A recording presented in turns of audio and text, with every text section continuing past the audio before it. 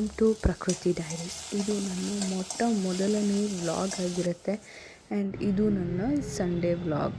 ತುಂಬ ದಿನ ಆದಮೇಲೆ ನನಗೊಂದು ವ್ಲಾಗ್ ಮಾಡೋಣ ಅಂತ ಅನ್ನಿಸ್ತಿತ್ತು. ಸೊ ಹಾಗಾಗಿ ಈ ವ್ಲಾಗ್ನ ಮಾಡ್ತಾಯಿದ್ದೀನಿ. ಅದಕ್ಕೆ ಸಂಡೇ ಒಂದು ಪರ್ಫೆಕ್ಟ್ ಟೈಮ್ ಅಂತ ಅಂದ್ಕೊಂಡು ಈ ವಿಡಿಯೋನ ಮಾಡ್ತಾಯಿದ್ದೀನಿ. ಆ್ಯಸ್ ಆಲ್ವೇಸ್ ಸಂಡೇ ಸ್ವಲ್ಪ ಲೇಟಾಗಿ ಹೇಳೋದು ಆ್ಯಂಡ್ ಫುಡ್ ಏನಾದ್ರು ಪ್ರಿಪ್ರೇಷನ್ ಮಾಡೋದು ಇದೇ ಆಗಿರುತ್ತೆ. ಆ್ಯಂಡ್ ನಾನು ಹೇಳೋ ಅಷ್ಟೊತ್ತಿಗೆ ನನ್ನ ಮಗಳು ಕೂಡ ಎದ್ಬಿಟ್ಟಿರ್ತಾಳೆ. ಸೊ ಅವಳನ್ನು ನೋಡ್ಕೊಂಡು ಅಡುಗೆ ಮಾಡ್ತಾ ಇರಬೇಕು. ಇವತ್ತು ನನ್ನ ಹಸ್ಬೆಂಡ್ಗೆ ಸ್ಟಿಲ್ ಆಫೀಸ್ ಇತ್ತು, ಬೇಗ ಲೇಟಾಗಿ ಹೋಗ್ತಾಯಿದ್ರು. ಸೊ ಹಾಗಾಗಿ ಸ್ವಲ್ಪ ನಿಧಾನಕ್ಕೆ ಎಲ್ಲ ಪ್ರಿಪೇರ್ ಮಾಡ್ತಾಯಿದ್ದೆ. ಇವತ್ತು ಬೆಳಗ್ಗೆ ತಿಂಡಿಗೆ ಇಡ್ಲಿ ಹಿಟ್ಟು ಆಲ್ರೆಡಿ ಉಳಿದಿತ್ತು ನೆನ್ನೆದು. So I am preparing idli and ಅದಕ್ಕೆ ನಾನು ಚಟ್ನಿ ಪ್ರಿಪೇರ್ ಮಾಡ್ತಾಯಿದ್ದೀನಿ. ಚಟ್ನಿಗೆ ನಾನು ಕಡಲೆಬೇಳೆ ಉದ್ದಿನಬೇಳೆ ಚಟ್ನಿ ಮಾಡ್ತಾಯಿದ್ದೀನಿ ಆ್ಯಂಡ್ ಇದು ತುಂಬ ಸ್ಪೈಸಿಯಾಗಿರೋ ಚಟ್ನಿ ಆಗಿರುತ್ತೆ. ನಾನು ಆಲ್ಮೋಸ್ಟ್ ಎಲ್ಲ ಅಡುಗೆ ತಿಂಡಿ ಊಟ ಎಲ್ಲದನ್ನೂ ಕೂಡ ಏನೇನು ಪ್ರಿಪೇರ್ ಮಾಡ್ಕೋಬೇಕು ಎಲ್ಲ ಬೆಳಗ್ಗೆನೇ ಪ್ರಿಪೇರ್ ಮಾಡ್ಕೊತೀನಿ ಯೂಶ್ವಲಿ. ಯಾಕಂದರೆ ನಾನು ಪದೇ ಪದೇ ಗ್ಯಾಸ್ ಸ್ಟವ್ ಹಚ್ಚೋದು, ಪದೇ ಪದೇ ಅಡುಗೆ ಮನೆಗೆ ಹೋಗೋದು ನನಗೆ ಆಗೋದಿಲ್ಲ ಆ್ಯಂಡ್ ಇವಳು ಎದ್ಮೇಲಂತೂ ಆಗೋದೇ ಇಲ್ಲ. ಸೊ ಹಾಗಾಗಿ ಮ್ಯಾನೇಜ್ ಮಾಡಿಕೊಂಡು ಬೆಳಗ್ಗೆನೇ ಎಲ್ಲ ಕೆಲಸನೂ ಮುಗಿಸ್ಕೊಂಡ್ಬಿಡ್ತೀನಿ. ಸ್ಟೌವಿಂದ ಏನೇನು ಕೆಲಸ ಇದೆಯೋ ಎಲ್ಲ ಮುಗಿಸ್ಕೊಂಡ್ಬಿಡ್ತೀನಿ ಆ್ಯಂಡ್ ಫುಲ್ ಡೇ ಆವಾಗ ಅಡುಗೆ ಮನೆ ಟೆನ್ಷನ್ ಇರೋಲ್ಲ.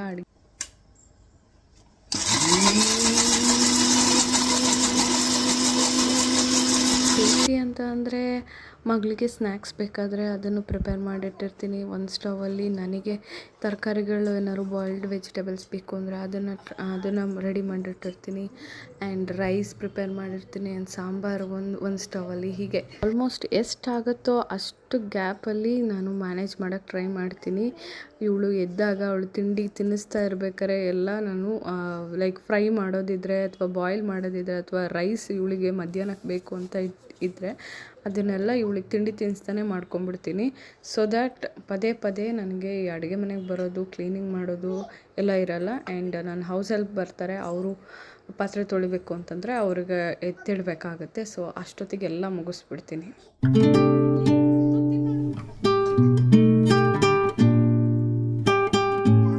ಇವತ್ತು ಒಂದು ಕಡೆ ಹೋಗೋಕ್ಕಿತ್ತು. ಸೊ ಅಷ್ಟರಲ್ಲಿ ನಾನು ಇವಳನ್ನು ರೆಡಿ ಮಾಡಬೇಕಿತ್ತು. ಇವಳಿಗೆ ತಿಂಡಿ ತಿನ್ನಿಸಿ ಸ್ನಾನ ಮಾಡಿಸಿ ರೆಡಿ ಮಾಡಿ ನಾನು ರೆಡಿ ಆಗಬೇಕಿತ್ತು. ಸೊ ಹಾಗಾಗಿ ಇವಳಿಗೆ ಬೇಗ ಬೇಗ ತಿಂಡಿ ತಿನ್ನಿಸ್ತಾ ಇದ್ದೀನಿ ಆ್ಯಂಡ್ ಈ ಪ್ಲೇಸ್ ವರ್ಕೌಟ್ ಆಗಲಿಲ್ಲ. ಸೊ ಹಾಗಾಗಿ ಬೇರೆ ರೂಮಲ್ಲಿ ಹೋಗ್ತಾಯಿದ್ದೀವಿ ನಾನು ಇವಾಗ.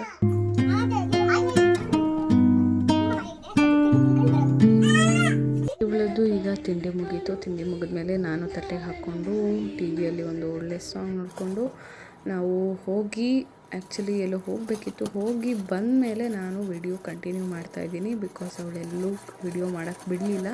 ಸೊ ನಾನು ಒಂದು 3 ಕಾರ್ಡ್ ಸೆಟ್ಸ್ನ ಆರ್ಡ್ರ್ ಮಾಡಿದ್ದೆ and that is very nice. ನಾನು ಒಳ್ಳೆ ಕಲರ್ಸು ತುಂಬ ಬ್ರೈಟಾಗಿದೆ ಆ್ಯಂಡ್ ನಂಗೆ ತುಂಬ ಇಷ್ಟ ಆಯಿತು ಮೆಟೀರಿಯಲ್. ಆ್ಯಂಡ್ ಇವತ್ತು ನಾನು ಟ್ರೈ ಮಾಡಿದೆ ಆ್ಯಂಡ್ ತುಂಬ ಕಂಫರ್ಟಬಲ್ ಆಗಿದೆ and I was so happy with the cloth. Actually ಇತ್ತೀಚೆಗೆ ಹೇಗಾಗಿದೆ ಅಂತಂದರೆ ತುಂಬ ಬೆಲೆ ಕೊಟ್ಬಿಟ್ಟು ನಾವು ಹೊರಗಡೆ ಹಾಕೋ ಬಟ್ಟೆ ತೊಗೊಳೋದ್ಕಿಂತ ಒಳ್ಳೆ ಚೆನ್ನಾಗಿರೋ ಮನೇಲಿ ಹಾಕೋ ಬಟ್ಟೆ ನಾವು ತೊಗೊಂಡ್ರೇ ತುಂಬ ಖುಷಿಯಾಗೋ ಥರ ಫೀಲ್ ಆಗಿಬಿಡ್ತಿದೆ. ಯಾಕೆ ಅಂದರೆ ಈ ಮಗು ಮನೇಲಿರೋದು ಇದೆಲ್ಲ ನೆನೆಸ್ಕೊಂಡು ಮನೇಲಿ ಹಾಕೋ ಬಟ್ಟೆನೇ ತುಂಬ ಚೆನ್ನಾಗಿರೋದು ತೊಗೊಳ್ಳೋಣ ಅಂತ ಅನಿಸೋಷ್ಟು ಲೆವೆಲ್ಗೆ ಹೋಗಿದೆ. ನಿಮಗೂ ಯಾರಿಗಾದರೂ ಇದೇ ರೀತಿ ಅನಿಸುತ್ತಾ ಅಂತ ಕಮೆಂಟ್ ಮಾಡಿ ಹೇಳಿ. ಹೊರಗಡೆ ಹೋದಾಗ ತುಂಬ ಕ್ರ್ಯಾಂಕಿ ಆಗಿಬಿಟ್ಟಿದ್ಲು. ಸೊ ಬಂದ ತಕ್ಷಣ ಅವಳು ಮಲ್ಕೊಂಡ್ಬಿಟ್ಲು. ಯಾಕಂದರೆ ಅವಳು ಸ್ನಾನ ಮಾಡಿದ್ಮೇಲೆ ಯೂಶ್ವಲಿ ಮಲಗ್ತಾಳೆ. ಇವತ್ತು ಮಲಗಿಸ್ದಲೇ ಹಾಗೆಯೇ ನಾನು ಕರ್ಕೊಂಡೋಗ್ಬಿಟ್ಟಿದ್ದೆ. ಸೊ ಹಾಗಾಗಿ ಅವಳು ಎದ್ದ ತಕ್ಷಣ ನಾವು ಅಡುಗೆ ಇದೆಲ್ಲ ಪ್ರಿಪೇರ್ ಮಾಡ್ಕೊಳಕ್ಕಾಗಲ್ಲ ಅವಳು ಊಟ. ಸೊ ಹಾಗಾಗಿ ನಾನು ಈಗಲೇ ಎಲ್ಲ ಪ್ರಿಪೇರ್ ಮಾಡಿ ಎತ್ತಿಡ್ತಾಯಿದ್ದೀನಿ. ನಾನೇನು ಎಕ್ಸ್ಟ್ರಾ ಪ್ರಿಪೇರ್ ಮಾಡದಿರೋ ಕಾರಣ ರೈಸ್ ಒಂದೇ ಪ್ರಿಪೇರ್ ಮಾಡಿದ್ದೆ. ಹಾಗಾಗಿ ಅದಕ್ಕೆ ಉಪ್ಪು ತುಪ್ಪ ಹಾಕಿ ಅದನ್ನು ಇವತ್ತು ನಾನು ಅವಳಿಗೆ ಕೊಡ್ತಾಯಿದ್ದೀನಿ ಆ್ಯಂಡ್ ಶಿ ಲವ್ಸ್ ಉಪ್ಪು ತುಪ್ಪನ. ಹಸ್ಬೆಂಡ್ ಆಫೀಸ್ಗೆ ಹೋದರು ಆ್ಯಂಡ್ ಇವಳು ಕೂಡ ನಿದ್ದೆ ಮಾಡಿದ್ಲು. So this is my me time.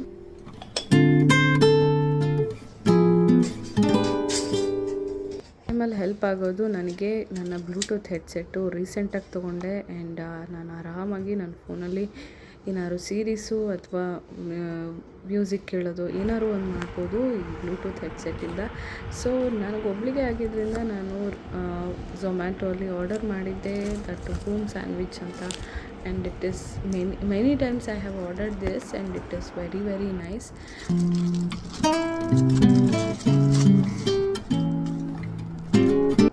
T ವಿಯಲ್ಲೇನಾದ್ರು ನೋಡೋಣ ಅಂದ್ಕೊಂಡೆ, ಬಟ್ ಸೌಂಡ್ ಆದರೆ ಇವಳು ಎದ್ಬಿಡ್ತಾಳೆ ಅಂತ ನಾನು ಮೊಬೈಲ್ಗೆ ಬ್ಲೂಟೂತ್ ಹಾಕ್ಕೊಂಡು ಒಂದು ಮೂವಿ ನೋಡೋಣ ಅಂತ ಅಂದ್ಕೊಂಡೆ.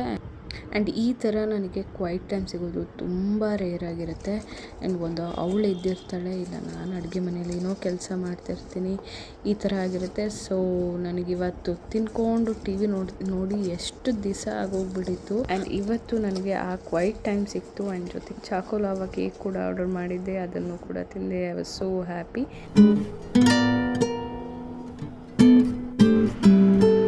ಹಾಗೆ ನೋಡೋಕೆ ಹೋದರೆ ಇವತ್ತು ಸ್ವಲ್ಪ ಜಾಸ್ತಿನೇ ಮಲಗಿ ಇವತ್ತು ಊಟಕ್ಕೆ ಟೆರೆಸ್ಗೆ ಬಂದಿದ್ವಿ. ಆ್ಯಂಡ್ ಟೆರೆಸಲ್ಲಿ ಇವತ್ತು ಎಲ್ಲ ಪ್ಲ್ಯಾಂಟ್ಸ್ ನೋಡಿಕೊಂಡು ಆ್ಯಂಡ್ ಫ್ಲವರ್ಸ್ ನೋಡಿಕೊಂಡು ಊಟ ಮಾಡ್ತಾಯಿದ್ಲು.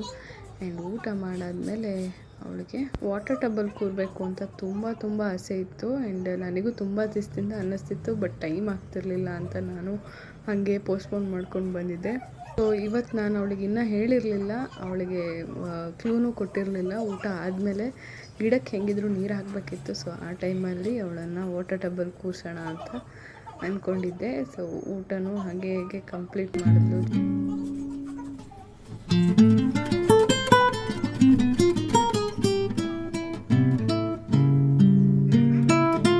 ಗಿಡಕ್ಕೆಲ್ಲ ನೀರು ಹಾಕಿ ಈಗ ಟಬ್ಗೆ ನೀರು ಬಿಡ್ತಾಯಿದ್ದೀನಿ, ಸೊ ದಟ್ ಅವಳನ್ನ ಅದರಲ್ಲಿ ಕೂರಿಸ್ಬೋದು ಅಂತ.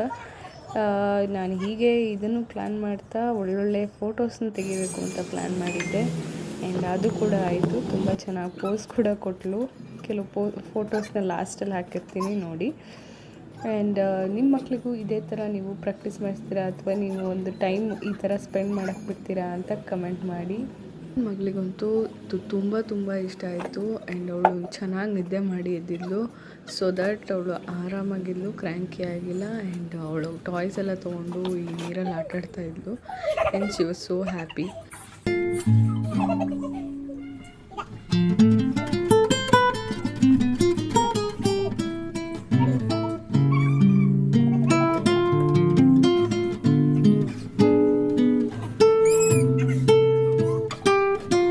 ಸೆಕೆಗಾಲ ಆಗಿರೋದ್ರಿಂದ ಅಷ್ಟೊಂದು ವರಿ ಮಾಡಬೇಕಾಗಿಲ್ಲ, ಬಿಕಾಸ್ ತುಂಬ ಸೆಕೆ ಆಗಿರ್ತಾರೆ ಮಕ್ಕಳು. ಅವ್ರಿಗೆ ತುಂಬ ಇಷ್ಟ ಆಗುತ್ತೆ ಈ ಥರ ನೀರಲ್ಲಿ ಬಿಡೋದು ಎಲ್ಲ.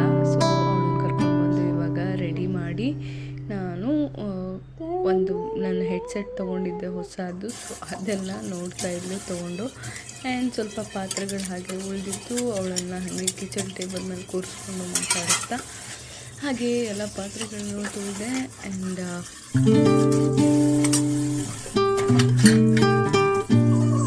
ಇದಾದಮೇಲೆ ನೆಕ್ಸ್ಟ್ ಟಾಸ್ಕ್ ಅನ್ನೋಕ್ಕಿಂತ ಒಂದು ಸುಮ್ಮನೆ ಔಟಿಂಗ್ ಹೋಗಿದ್ವಿ. ಸೊ ಝೂಡಿಯೋಗೆ ಹೋಗಿದ್ವಿ. ಅವಳಿಗೆ ಒಂದು ಜೀನ್ಸ್ ಡಂಗ್ರಿ ತೊಗೊಳ್ಬೇಕು ಅಂತ ತುಂಬ ಇಷ್ಟ ಆಯಿತು. ಕೊನೆಗೆ ನನಗೆ ಸಿಕ್ಕಿದ್ದು ಜೀನ್ಸ್ ಪ್ಯಾಂಟ್ ಮತ್ತು ಶರ್ಟ್ ಸಿಕ್ತು. ಸೊ ಅದನ್ನು ತೊಗೊಂಡು ಬಂದ್ವಿ.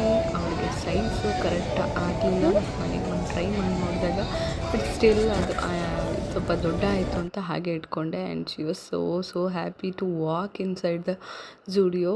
ದಾರಿಯಲ್ಲಿ ಬರ್ತಾ ದ್ರಾಕ್ಷಿ ಕಾಣಿಸ್ತು. ಆ್ಯಂಡ್ KGಗೆ 100 ರೂಪಾಯಿ ಅಂತ ಇತ್ತು. ಸೊ ಹಾಗಾಗಿ ನಾವು ಈ ಸೀಸನ್ ಆಗಿರೋದ್ರಿಂದ ಒಳ್ಳೆ ದ್ರಾಕ್ಷಿನೇ ಸಿಗುತ್ತೆ.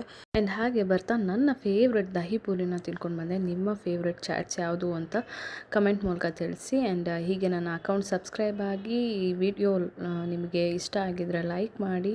ನಿಮಗೆ ಯಾವುದಾದ್ರೂ ವಿಡಿಯೋ ಸಜೆಷನ್ ಇದ್ದರೆ please do comment. And thank you so much for watching. ಇದಾಗಿತ್ತು ನನ್ನ Sunday vlog. Let's reset for Monday. See you in the next vlog. Thank you. Bye.